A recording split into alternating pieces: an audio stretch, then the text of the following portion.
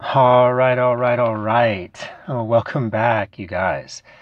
Thanks for joining me on my channel. Gregor Craze Art here, and I have got another story to tell and more art to share.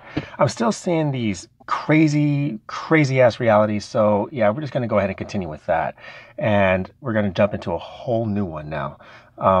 Hope you guys enjoy it. For those of you that are watching, yeah, I really hope you guys enjoy the video and the story. For those of you that are listening, hope you guys get some pleasure out of that. And just kick it with me for like 8 to 12 minutes, give or take a few, and I'll draw you a picture and tell you a story. In reality, 111 degrees skewed from our own reality. Let's call it reality 111 from now on. In this reality lies a world called Kabi. It's basically Earth, and just like Earth, it's full of life. Indescribable life. Not human life, more or less like a different species of creatures. Beings that have existed within our own reality, well, they would be called monsters. Monsters of the most terrific kind. Creatures that would paralyze the bravest of heroes with bone-chilling fear, turning them instantly cowardly once they laid their eyes upon them. Now you can tell that God certainly has a wild imagination and a sense of humor when this world was created. You see, these creatures, although terrifying to look at, are not without their own feelings and emotions. These monsters, you see, as frightening as they are to look at, have their own fears. Some fears are rational, like fears you and I would have. You know, fear of heights or tight spaces. Others may be considered irrational, and then there are those monsters with ridiculous fears. This is the story of Barbrax. He was once a warrior regarded as the most fearsome and terrifyingly powerful amongst his kin, the other Arachara. No one could match his brutality. As it is, he stands a 24-foot tall, four-legged giant and much larger than the other members of his tribal group. Quick and agile, his powerful legs allowed him to jump great distances to smash his enemies.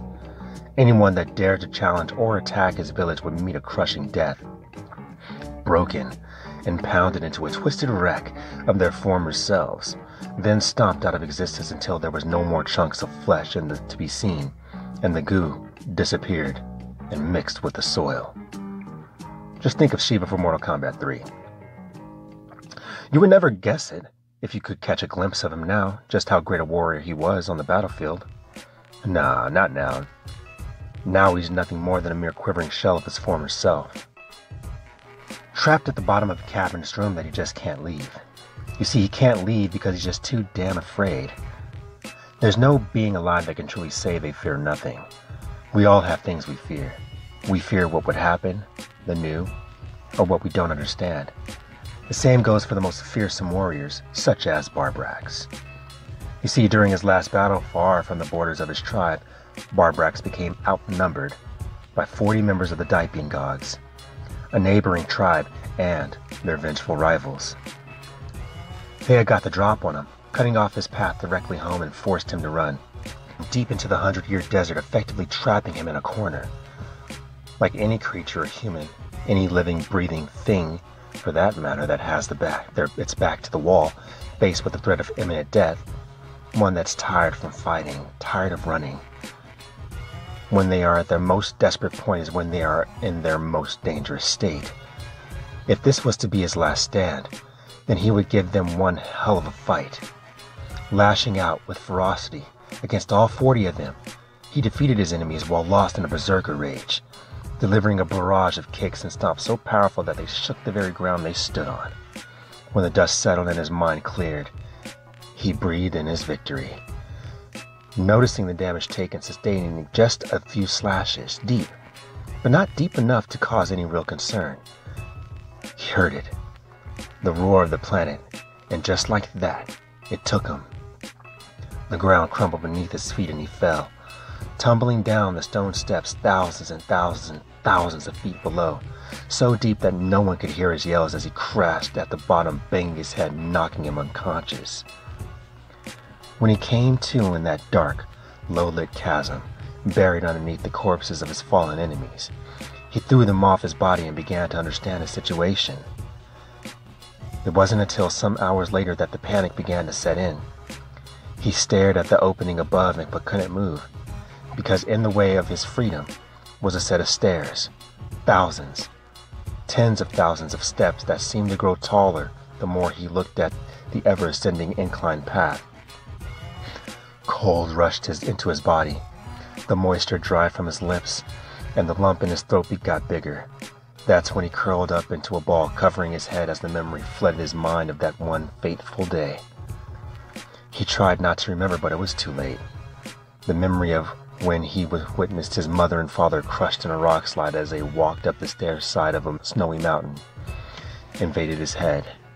And suddenly, just like that, a weak, scared child emerged from this worn-torn warrior's body. He was stricken with grief and fear, so much so that eventually he forced himself to forget and pushed it all to the back of his mind. He just couldn't escape his fear. For years he avoided all steps, always walking on flat surfaces. No matter the size or amount, he avoided them at all cost, for nearly 57 years. Now in the present day, his only escape is the very thing that keeps him imprisoned, and there he has remained. For 83 years, feeding off the preserved flesh and bones of the corpses from the horde he beat so long ago. That, and the wandering animals who happened to fall into his cell, breaking their bodies upon joining him in the darkness.